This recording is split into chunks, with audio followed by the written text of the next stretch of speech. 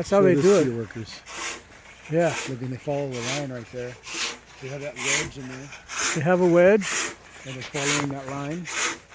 Oh yeah, they have lines that's right underneath them. Right here.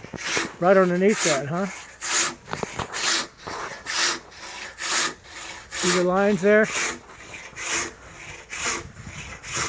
So they're making 1, 2, 3, 4, 5. Yeah. Maybe six beams for That's what it looks like. 2x6s. Yeah, those are like a 2x6. 1.5 inches. The wedge helps them keep it right there. Next time they want to complain about labor. Huh? Yeah. Good job. Beautiful.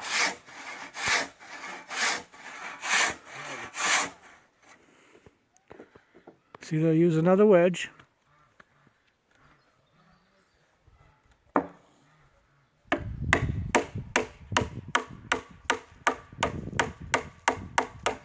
And that helps them keep the wood split.